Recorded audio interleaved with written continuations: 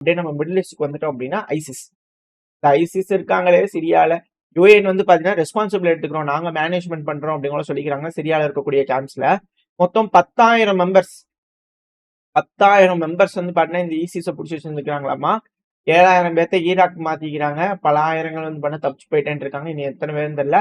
Tense and thousands of womens and childrens எல்லாம் அவங்களுக்கு ரிலேட்டடா இருக்கக்கூடிய நபர்கள் எல்லாத்தையும் வந்து பாத்தீங்கன்னா ஒரு ஏரியாக்குள்ள வாழ வச்சுக்கிட்டு இருந்திருக்காங்க. இப்ப எல்லாம் கொலாப்ஸ் ஆனதுனால, குர்திஸ் லெட் ஃபோர்ஸ் வந்து பாத்தீங்கன்னா கொலாப்ஸ் ஆனதுனால யாரு கேரண்டி கொடுப்பா அவங்களுக்கு அப்படிங்கிற கேள்விகள் வர ஆரம்பிச்சிருக்கு. ஸோ ஈராக்ல வந்து பாத்தீங்கன்னா பேச ஆரம்பிச்சிருக்காங்க. டீடைல்ஸ் எல்லாமே டிரான்ஸ்ஃபர் பண்ணிக்கிறாங்க. இப்போ யூஎன் வந்து ஆதரவு எடுத்ததுக்கு அப்புறமா குருதின மக்களும் ரிட்ரீட் ஆனதுனால மக்கள் நாடுகள் கிட்ட வந்து பாத்தீங்கன்னா மற்ற நாடுகள் கிட்ட உதவிகள் கேட்டிருக்காங்க.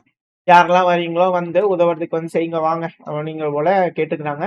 இல்லை எப்படி இந்த ஐசிஸ்னால பாதிப்படையக்கூடிய நாடுகள் வந்து பாத்தீங்கன்னா எந்தெந்த நாடுகளோ அவங்க எல்லாரும் இதுக்கப்புறம் உதவி பண்ணி இவங்களெல்லாம் பத்திரமா வச்சுக்கிறதுக்கான வேலைகள் இறங்குவாங்களா, இல்ல கொஞ்சம் கொஞ்சமா கட்டவிழ்த்து விட்டுக்கிட்டே இருப்பாங்களா அப்படிங்கிற அச்சங்கள் பலருக்கு இருக்கு. ஏன்னா யுஎஸோட என்வாய் டாம் பெராக் அவர்கள் வந்து பாத்தீங்கன்னா சிரியா அப்புறம் குர்திஸ்தான் இந்த இரு தரப்புலயும் வந்து பாத்தீங்கன்னா எஸ்கலேஷன் இருக்கு. அவங்களுக்குள்ள பேச்சுவார்த்தைகள் இருக்கு. அந்த பேச்சுவார்த்தை வந்து பாத்தீங்கன்னா தாண்டி திரும்பவும் மாறி மாறி தாக்க ஆரம்பிச்சுக்கிட்டாங்க பகுதிகளில். அப்படி இருக்கும்போது இவர் திரும்பி டாம் பெராக் அவர்கள் வந்து இவங்க 2 பேரும் பேசி இருக்கிறாங்க. ட்ரூஸ் வந்து இருக்கத்தான் செய்யுது. ஏன்னா ஜொலானி அவர்கள் டென்ஷன் ஆயிட்டாரு. என்னங்க ட்ரூஸ்ன்னு சொன்னீங்க, பாருங்க என்னங்க மாறி மாறி அடிக்கிறாங்க அப்படிங்கிறது போல ஆத்திரங்கள் தெரிவிச்சிருந்தாரு. இப்போ டாம் பெராக் அவர்கள் இல்ல கூல் டவுன் எல்லாம் பேசியிருக்கோம், ரீஅசஸ் பண்ணியிருக்கோம், வெயிட் பண்ணுங்க, இன்னும் சீஸ்ஃபயர் வச்சுக்கோங்க, யாரும் அதை வந்து வித்ரா பண்ணிடாதீங்க அப்படிங்கிற அவங்க தரப்பு வந்து மெயின்டைன் பண்ணிட்டு இருக்கிறார் சீஸ்ஃபயர். ஆனா இந்த டைம்ல ஈராக்கோட பிஎம்எஃப்லாம் இருப்பாங்களே ரெடியா இருக்காங்க பார்டர்ல. என்ன ஆனாலும் சரி எவனையும் நான் உள்ள விட்டுற மாட்டேன் அப்படிங்கிறது போல ஈராக்கோட பார்டர்ல வந்து பாத்தீங்கன்னா இருக்காங்க. PMF forces, popular mobilisation forces, இவங்களை டிஸ்மேண்டில் பண்ணும் அப்படிங்கிறத சொல்லிட்டு இருந்தாங்க அமெரிக்கா. பட் ஆனால் முடியல. இவங்க ஈரான் ஆதரவு பெற்ற படை அப்படிங்கிறது போல சொல்லப்பட்டு வரும் இல்லையா. ஸோ இவங்க ஈராக்கை பாதுகாக்கிறதுக்காக பார்டர்ல நின்றுட்டு இருக்காங்க. அட் த சேம் டைம் வந்து பாத்தீங்கன்னா ஈராக்கோட பிரைம் மினிஸ்டர் வந்து முகமது ஷியா அவர்கள் இருக்கா இல்லையா, அவரை சென்ட்ரல் கமாண்டோட கமாண்டர் பேட் குரூப்பர் அவர்கள் வந்து பார்த்து டிஸ்கஸ் பண்ணி பேசிக்கிறார். சிரியால இருக்கக்கூடிய சுச்சுவேஷன் வந்து ரொம்ப மோசமா இருக்குதுங்க, ஐசிஸ்லாம் தப்பிச்சு ஓடிட்டு இருக்கிறாங்க, என்ன பண்ணலாம் ஏது பண்ணலாம்னு சொல்லிட்டு அவரும் வந்து பாத்தீங்கன்னா உட்காந்து பேசிக்கிறாரு. 2 நாளா வந்து பாத்தீங்கன்னா இங்க மிடில் ஈஸ்டே வந்து பாத்தீங்கன்னா அம்புலி கும்பலி ஆயிட்டு இருக்கு அப்படிங்கிறத மாற்றுக்கிறதுல. இதனால பல நாடுகளுக்கும் ஆபத்துப்பா அப்படிங்கிறதையும் எந்த ஒரு மாற்றமும் இல்லை.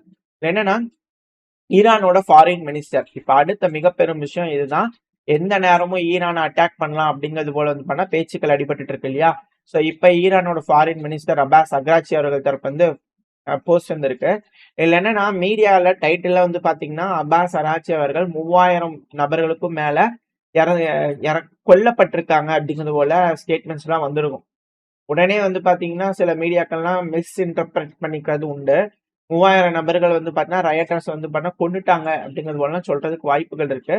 பட் ஆனா மொத்த இறப்புங்கிறது வந்து பாத்தீங்கன்னா 3117 கிட்ட வந்து பாத்தீங்கன்னா இருக்கலாம் அப்படின்னு சொல்லிக்கிறாங்க. இல்ல செக்யூரிட்டி போர்சஸ் பாதுகாப்பு படைகள் இருப்பாங்க இல்லையா, அவங்க 2427 பேர், தீவிரவாதிகள் வெறும் 960 பேர் தான். இததான் வந்து பண்ணா அவர் போஸ்ட் பண்ணிக்கிறாரு. ஸோ ஓவரால் டால் வந்து பாத்தீங்கன்னா 3117 அப்படிங்கிற சொல்லியிருக்கிறார்.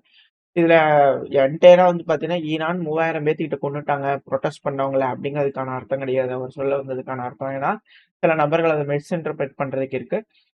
சொல்ல வரேன் இது போல விஷயங்கள் வந்து பாத்தீங்கன்னா ஈரானில் நடந்துகிட்டு இருக்கு. இன்னைக்கு கூட வந்து பாத்தீங்கன்னா ஒரு நபரை வந்து தொங்க விட்டாங்க அப்படிங்கிறதோட செய்திகளும் வந்துகிட்டு இருக்கு.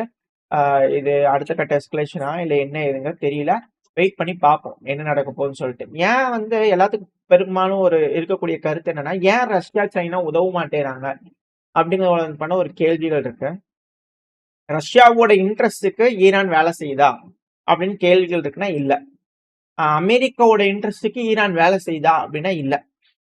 ஏன் அப்படி நம்ம சொல்லனா, இப்போ ஒரு நாடு இருக்குன்னு வச்சுக்கோங்களேன், அந்த நாட்டுல ஏதோ ஒரு நாட்டோட பேஸ் இருக்குதுன்னா நம்ம கிளியரா எழுதி கொடுத்தலாம் அவங்க பப்பெட் அப்படிங்கிறது போல. அந்த நாட்டுக்கு எந்த நாட்டோட பேஸ் அங்க இருக்குதோ அவங்க பப்பெட் அப்படிங்கிற எழுதி கொடுத்தலாம். ஸோ இது போல விஷயங்கள் சில டேர்ம்ஸ்ல வந்து அது மாறும். பட் ஆனா இந்த மிடில் ஈஸ்டை பொறுத்த வரைக்கும் நீங்க உதாரணத்துக்கு சிரியாவை எடுத்துக்கங்களேன். குர்திஸ்தான் சொல்லிட்டு ஒரு அமைப்பு இருந்தது. அவங்களுக்கு ஆதரவு கொடுக்கறதுக்கு அமெரிக்காவோட படைகள் இருந்தாங்க. பஸ்ரல் அசாத் அவர்கள் இருந்தாரு. அவங்களுக்கு ஆதரவு கொடுக்கறதுக்கு ரஷ்யாவோட படைகள் இருந்தது. அல் சாரா அவர்கள் இருக்காரு இல்லையா, அவர் இட்லிப்ல இருந்தாரு. அவருக்கு பாதுகாப்பு கொடுக்கறதுக்கு துருக்கியோட படைகள் இருந்தது. இது போல பல நாடுகள் வந்து பார்த்தா அங்க இருக்கும். இந்த கலவை வந்து பாத்தீங்கன்னா இப்ப சிரியால இல்ல.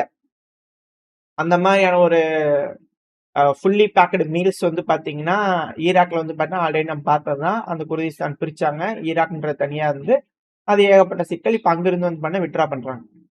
இப்ப இது போல வந்து பார்த்தீங்கன்னா ஈரான்ல வந்து பார்த்தீங்கன்னா ஒரு சூப்பரான ஒரு ஸ்பாட் அப்படின்னா ஈரான் தான்.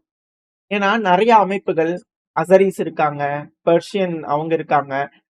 நெறைய விதமான இனக்குழுக்கள் இருக்காங்க. 1, 2 கிடையாது. நெறைய விதமான இனக்குழுக்கள் இருக்காங்க. பலூச் இருக்காங்க. நெறைய பேர் இருக்காங்க.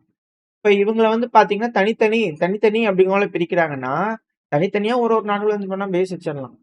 ஈரான்ல இப்ப ஆட்சி பண்ணிட்டு இருக்கிறது ஒரு நேஷனலிஸ்ட் அப்படிங்கறதுனால, எந்த நாட்டோட பேஸ் அந்த அளவுக்கு ப்ராப்பரா இல்ல. இப்போ இன்கேஸ் ஈரான வந்து அட்டாக் பண்றாங்க அப்படின்னா, அமெரிக்கா வந்து அட்டாக் பண்றாங்க, வீக் ஆகுது அப்படின்னா, யாரு வேணாலும் எந்த சைடுல வேணாலும் ஆதரவு குடுத்து யார் வேணாலும் எங்க வேணாலும் பேசி வச்சுக்கலாம். இத்தன நாளா அப்படி ஒரு ஆப்ஷன் இல்ல. இதுக்கப்புறம் முழுசா கட்டுப்பாட்டுக்குள்ள வச்சுக்கலாம். நாளைக்கு ரஷ்யா கூட ஈரானோட வெஸ்டர்ன் பார்ட்ல வந்து பார்த்தீங்கன்னா, நாங்க ஆதரவு குடுக்கணும்னு படைய கொண்டு வந்து நிப்பாட்டி, அமெரிக்காக்கு மேற்கு பகுதி வேணும். ரஷ்யாக்கு கிழக்கு பகுதி வேணும். ஏன்னா, இதுல இருக்கக்கூடிய பாயிண்ட் அதுதான். மேற்கு பகுதி வந்து பார்த்தீங்கன்னா, அமெரிக்கா எடுக்குறாங்கன்னா, கண்டிப்பா கிழக்கு பகுதியில சீனாவும், ரஷ்யாவும் எடுக்கிறதுக்கு வாய்ப்பு இருக்கு. ஏன்னா, இப்ப இருக்கக்கூடிய அமைப்பின்படி வந்து பண்ணா, அந்த நாட்டோட நேஷனலிஸ்ட் இருக்கறனால, எந்த நாட்டு ராணுவத்தையும் வந்து பண்ணா உள்ள விடுற மாரி தெரியல. இல்ல இவரு சொன்னார். அப்பாஸ் அராக்சி அவர்கள் சொல்லியிருந்தார். நாங்க பெக்கிங் பவுலோட போய் எந்த நாட்டுகிட்டயும் பிச்சை எடுக்கல. உங்கள மாரி ஜெலன்ஸ்கி அவர்களே அப்படிங்கிற வந்து பார்த்தீங்கன்னா, அவரு கலாய்ச்சு விட்டுருந்தாரு. ஜெலன்ஸ்கி அவர்கள் வந்து பார்த்தீங்கன்னா, ஈரான பத்தி பேசுறதுனால அப்பாஸ் அராக்சி அவர்கள் வந்து பார்த்தீங்கன்னா, ஜெலன்ஸ்கி அவர்கள் கலாய்ச்சு விட்டுருந்தார். பெக்கிங் பவுலோட எல்லா பக்கமும் போய் கெஞ்சிட்டு இருக்கல. எங்கள நானே பாதுகாத்துக்குவோம் அப்படிங்கிறத வந்து பண்ண ஈரான் தரப்புன்னு சொல்லியிருந்தாங்க. இப்ப நேஷனலிஸ்ட் நம்மளுக்கு தெரிஞ்சுக்கலாம். அவங்களோட இன்ட்ரெஸ்ட்டுக்கு வந்து பண்ண ஈரான் சர்வ் பண்ணல. ஸோ அதனால சப்போர்ட் இல்ல. பட் ஆனா அந்த நாட்டுக்கு வந்து பண்ண உதவிகள், பாக்ட், ட்ரைலேட்டரல் அடிப்படையில, பைலேட்டரல் அடிப்படையில இது போல விஷயங்கள் வந்து பண்ண நார்மலா ஒரு நாடுன்னு இருக்குன்னா, அந்த நாட்டோட என்ன மாதிரியான உறவுகள் இருக்கோ, அது இப்போ நம்மளே எடுத்துக்கங்க. ரஷ்யா கிட்ட எல்லாத்தையும் வாங்கிட்டு தான் இருக்கிறோம். நம்மகிட்ட பாம்பர் விமானங்கள் இருக்கா? இல்லல்ல. ஸோ அதே போல தான் வந்து பார்த்தீங்கன்னா எல்லாமே. ஏன்னா பாம்பர்ங்கிறது வேற ரேஞ்ச். இப்ப அமெரிக்கா எப்படி B2 பாம்பர் வச்சிருக்கோம் அப்படிங்கிறத சொல்றாங்க. இப்ப எப்படி ரஷ்யா கிட்ட ஒயிட் ஸ்வான் இருக்கு. சைனா கிட்ட பாம்பர் இருக்கு இல்லையா? ஸோ அதே போல தான் அந்தந்த நாடுகள் வந்து பண்ணா, அந்தந்த நாடுகளோட ஆயுதங்கள வந்து பண்ணா அவங்க அவங்களே உருவாக்கிக்கணும். அவங்க இண்டிபெண்டன்ட்டா இருக்கணும். இண்டிஜீனியஸா இருக்கணும். பல நாடுகள் வந்து பண்ணா சித்திரவதை செய்யத்தான் செய்வாங்க. இப்ப ஈரானுக்கு செய்யற மாரி. அது எல்லாத்தையும் துன்பங்கள், துயர்களையும் தாண்டி வந்து ஒரு நாடு நிக்குதுன்னா தான் அவங்க சூப்பர் பவர் இல்லையா? ஸோ அதுக்கான ஒரு டெஸ்ட்ல வந்து பார்த்தீங்கன்னா, இப்ப ஈரான் இருக்கிறாங்க. என்ன நடக்க போகுது? அமெரிக்கா அட்டாக் பண்ண போறாங்களா? இல்ல சிலர்லாம் வந்து பார்த்தீங்கன்னா, டீ கடை பெஞ்சுல பேசிட்டு இருக்கிறாங்க. அதெல்லாம் எப்படி என்னன்னு தெரியல. ஆக்சுவலா இந்த செட்டப் பண்ணது வந்து பண்ணா ஈரானுக்கே இல்ல. சும்மா அது ஒரு மிரட்டல் தான். எக்கனாமிக்கலி வீக் ஆக்கி விட்டா போதும். ஏன்னா அந்த சைடு எல்லாம் வேணுங்கிற மாரி நடந்துட்டு இருக்குது. இப்போதைக்கு மிரட்டிட்டு இருந்தோம்னா, அங்க ரயாட் இருந்துட்டு இருந்ததுனால அந்த நாடு நாசமா போயிரும். நம்ம போய் எதுவும் பண்ணிட்டு இருக்க வேண்டியது இல்ல. இப்போதைக்கு வந்து பார்த்தா வேடிக்கை மட்டும் பார்த்துட்டு இருக்கலாம். நம்ம இப்ப இவங்க படைய கொண்டு வரலாம் எதுக்கு தெரியுமா? ஆப்கானிஸ்தான்ல பேக்ராம் ஏர்பேஸ் வந்து கேட்டிருந்தா இல்லையா ட்ரம்ப் அவர்கள். ஸோ அதுல போய் லேண்டிங் ஆகுறதுக்காக கூட்டிட்டு போயிட்டு இருக்கிறாரு அப்படிங்கிறது போலலாம் சில நபர்கள் பேசிட்டு இருக்கிறாங்க. நீ உனக்குன்னு நினைச்சியா? ஏப்ரல் ஃபூல் அப்படிங்கிறது போல ஆப்கானிஸ்தான்ல போய் இறங்கிருவாங்களா? அப்படிங்கிற போல அச்சங்கள் இருக்கு. இப்படிலாம் டீ கடையில பேசிட்டு இருக்கிறாங்க. அதெல்லாம் நம்புற மாரியா இருக்கு அப்படின்னு போல கேள்வி இருக்கு. பட் இது எப்படி இது போல பல விஷயங்கள் இருக்கு. வெயிட் பண்ணி பார்ப்போம். ஆப்கானிஸ்தானுக்கு இந்த கத்தி அப்படிங்கிறது போல. இல்ல 2 பேத்துக்கு வீசிருவாரா ட்ரம்ப் அவரு. அதையும் கூட, இதையும் கூட அப்படிங்கிற போல எடுத்துக்குவாரா அப்படிங்கிற போல கேள்விகள் இருக்கு. ஸோ வெயிட் பண்ணி பார்ப்போம் என்ன நடக்க போகுதுன்னு சொல்லிட்டு. ஓரளவுக்கான தகவல்கள் வந்து பார்த்தீங்கன்னா, இந்த பதிவுல பார்த்துருப்போம்னு நினைக்கிறேன். இதோட இந்த பதிவை நான் முடிச்சுக்கலாம். இந்த பதிவு எப்படி இருந்துச்சு உங்களுக்கு பிடிச்சிருக்கா? பிடிச்சுனா லைக் பண்ணிட்டு உங்க ஃப்ரெண்ட்ஸ் கூட ஷேர் பண்ணிக்கோங்க. அது கூட மறக்காம நம்ம சேனலை சப்ஸ்கிரைப் பண்ணலாம். மறக்காம சப்ஸ்கிரைப் பண்ணிக்கோங்க. அப்பதான் நம்ம போடக்கூடிய வீடியோக்களை மதிச்சு யூடியூப் 4 பேருக்கு ப்ரொமோட் பண்ணும். உங்களோட அன்பாதரவும் எப்ப எனக்கு இருக்கும்னு நம்பிக்கலாம். இந்த பதிவை நான் முடிச்சுக்கலாம். இந்த பதிவு நல்லா இருக்கும்னு நம்பிக்கலாம். அடுத்த போய் உங்க சந்திக்கிறேன். Stay safe. பை.